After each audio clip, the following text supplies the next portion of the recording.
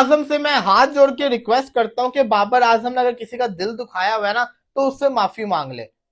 किसी फैन का दिल दुखाया हुआ तो उससे माफी मांग ले, एक दफा सबको दिल से जिसको कहता है ना माफी मांग ले। क्योंकि यार ये हम ये नहीं कह सकते आउट ऑफ फॉर्म है, ये इन फॉर्म ही। अगर आप उसकी बैटिंग देखो, उसके बल्ले में मिडल हो रहा होता है बॉल, लेकिन फिर भी ऐसे ही आउट होके चला जाता है।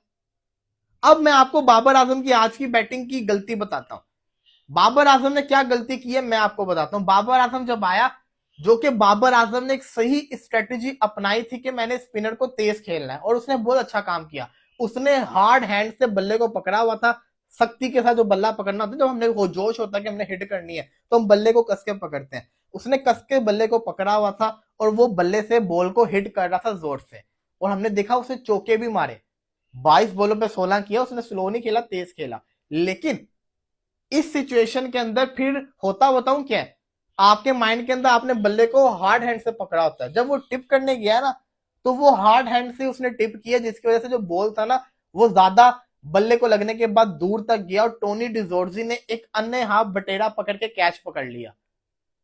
लेकिन यही अगर बाबर आजम सॉफ्ट हैंड से खेलता तो बाबर आजम टिप करता। लेकिन मैं ये नहीं कह रहा बाबर ने गलत किया, बाबर आजम की सोच सही थी कि मैंने स्पिनर्स को तेज खेलना है, लेकिन उस सोच के अंदर फिर टिप नहीं करनी थी आपको।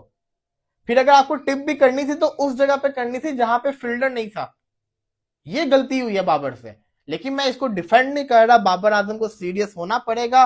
3 इनिंग्स हो चुकी हुई है, चौथी इनिंग्स आपके पास लास्ट मौका है, क्योंकि उसके बाद जब आपका टेस्ट मैच आएगा ना तो होना बताऊं क्या है, होना यह है कि आपको ड्रॉप कर देंगे, कामरान गुलाम को ले आएंगे। तो आपको प्रूफ करना पड़ेगा। बाबर को क्राउड का ही एहसास कर ले भाई, स्टेडियम कितना लोग इसको देखने आता है।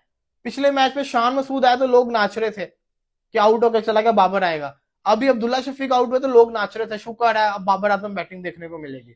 और फिर एंटरटेन भी किया, लेकिन आउट होकर चला गया उसी वक्त स्टेडियम जैसा कहता ना गया खत्म। ये बाबर को समझनी पड़नी है बात, बाबर को परफॉर्म करना पड़ेगा। आखिरी इनिंग्स में रन्स करके दिखा दी भाई, हाथ जोड़े तेरे आगे, रन्स कर दियो। क्योंकि विकेट के ऊपर आपके सामने अगर शान मसूद रन कर रहा है, साउथ शकील कर रहा है, अब्दुल्ला शफीक कर रहा है, तो फिर बाबर भी कर सकता है। करके दिखाओ। बार बार हम ये तो नहीं ना कह सकते ये बॉल बहुत अच्छा था सेक्चुरा सेक्चर, नो। आप गलत तरीके से खेल रहे हो। You need to play well. और बाबर आजम के दिमाग के अंदर, मैं बाबर आजम का आपको सबसे बड़ा मसला बताता हूँ।